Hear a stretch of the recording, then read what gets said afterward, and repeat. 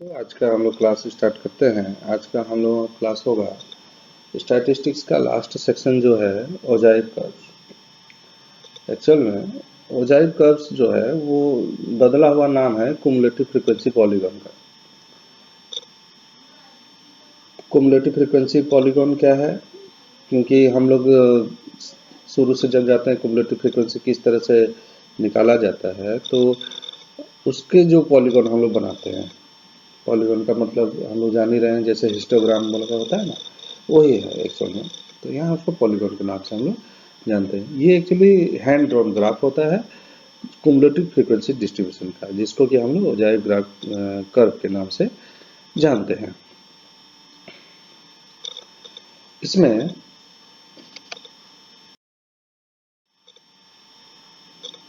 जैसे कि स्क्रीन में तुम लोग देख रहे होगे, कुमुलेटिव फ्रीक्वेंसी टेबल क्या है उसके बारे में लिखा गया है।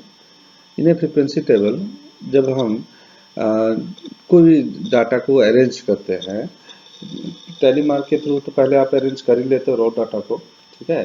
तो जब उसके थ्रू हम अरेंज कर लेते हैं तो उसको हम क्या कहते हैं, फ्रीक्वेंसी।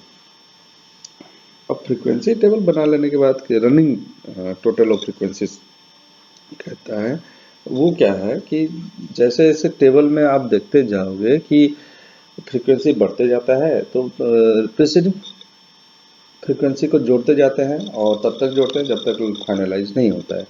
तो जो हम लोगों का एन होता है, समेशन एफ, वही हो जाता है फिर हम लोग का टोटल फ्रीक्वेंसी, फ्रीक्वेंसी पॉलीगॉन, उसी के आधार पर हम लोग बनाते हैं। इसमें एक चीज़ नेसेसरी हम लोगों का ये है कि आपको कंटिन्यूस डाटा होना चाहिए। देखिए कैसे कुमुलेटिव फ्रीक्वेंसी हम लोग बनाते हैं, अभी हमने जस्ट उसी को डिस्कस कर रहा था कि मान लेते हैं फ्रीक्वेंसी दिया हुआ टेबल में, आप देख रहे होगे स्क्रीन में आपका। उसके बाद 3 टेबल है, मार्क है, फ्रीक्वेंसी है, कुमुलेटिव फ्रीक्वेंसी है। तो मार्क को हम लोग नहीं देखेंगे, वो रैक्स वैल्यू होता है, फिक्स है, इसलिए कोई दिक्कत नहीं है। फ्रीक्वेंसी देखिए 1 3 4 6 9 11 15 18 10 और 5 है, टोटल 82 है। तो जब हम कुमुलेटिव फ्रीक्वेंसी बनाते हैं तो देखिए फर्स्ट टेबल का आप 1 का 1 ही रखिए। आप देख रहे होंगे कि फर्स्ट में जब हमने क्या रखा, ये 1 का 1 है ना। उसके बाद जब दूसरी बारी आती है तो उसमें क्या हो गया है, पहले का 1 और दूसरे का जो हम लोगों का 3 है फ्रीक्वेंसी, उसको जोड़ के क्या किया गया है देखिए। आप अगर देख रहे होंगे,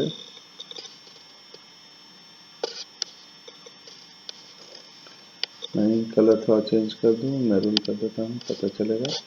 देखिए ये वाला ऊपर वाला 1 और नीचे वाला 3 जोड़ के क्या हो गया, 3 + 1 4 हो गया।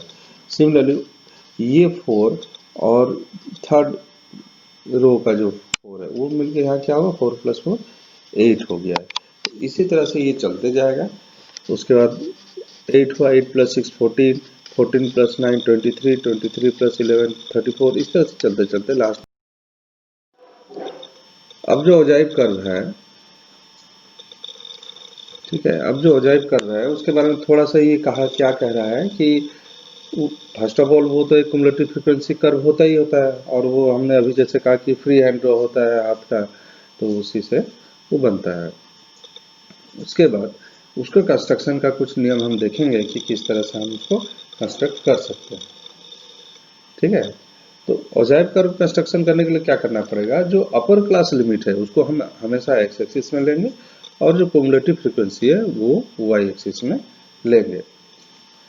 और ऐसा करने के बाद हम लोग क्या करेंगे, उसको फ्रीक्वेंसी जो डिस्प्ले है, मतलब हम लोग का जो ग्राफ है उसको ड्रॉ करेंगे।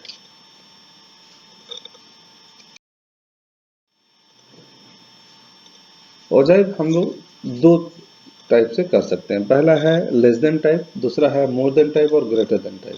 तो पहले ये देखते हैं लेस देन टाइप ओजाइव क्या है।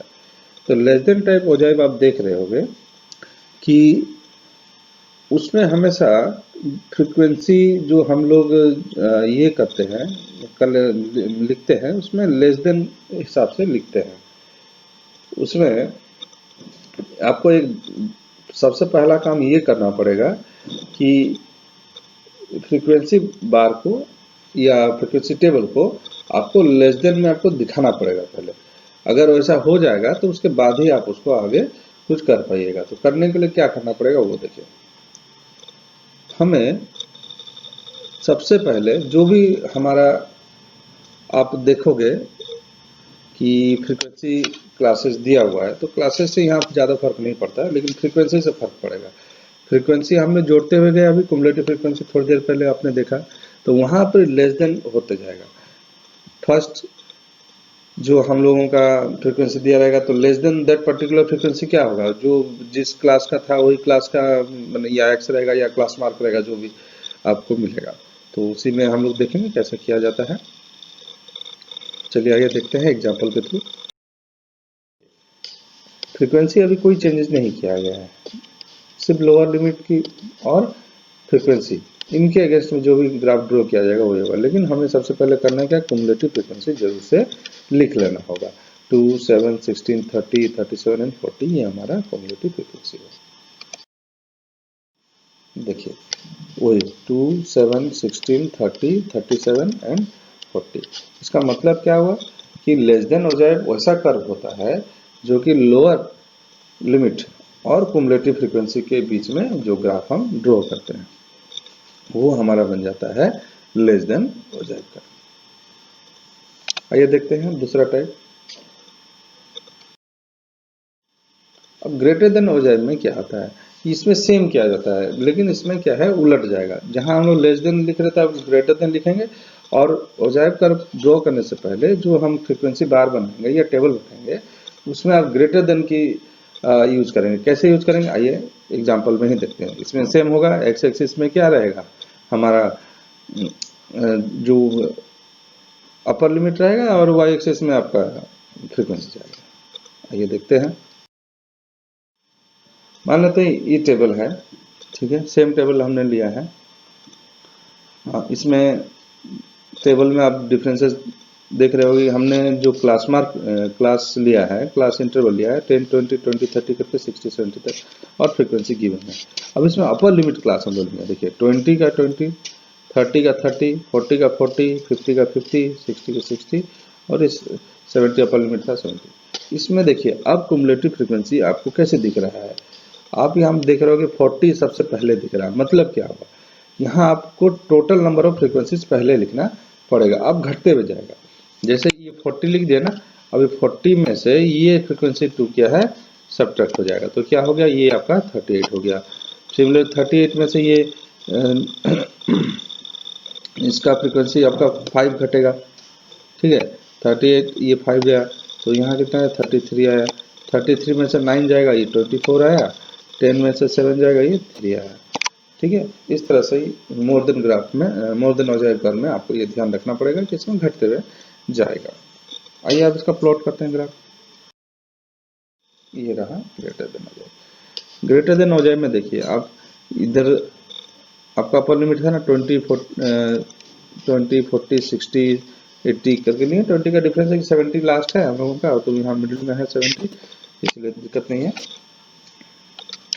दूसरा चीज देखिए, अब यहाँ से घटते हुए आ रहा है ना, यहाँ जो लास्ट कुमुलेटिव फ्रीक्वेंसी हमारा 40 था उससे घटते हुए, ये घटते हुए जा रहा है। इसका यही खासियत है क्योंकि ग्रेटर देन ऑजाइव क्या होगा, अब जैसे यहाँ पर इसका मीनिंग कैसे निकलेगा, ग्रेटर देन 20, तो ग्रेटर देन 20 तो सब होगा, इसलिए देखो यहाँ 40 है। अगर ग्रेटर देन 40 होगा तो कुछ घट जाएगा, जो 40 से कम वाला है तो ये 33 वाला जो है ये रहेगा, बाद में घट जाएगा। उसी प्रकार ये जो कर्व है हमें रिप्रेजेंटेशन के समय में बहुत यूजफुल रहता है। आज के लिए इतना ही। अगर फिर इसको कुछ आपको समझना है तो आप स्क्रीन को रिमाइंड करके भी देख के समझ सकते हैं।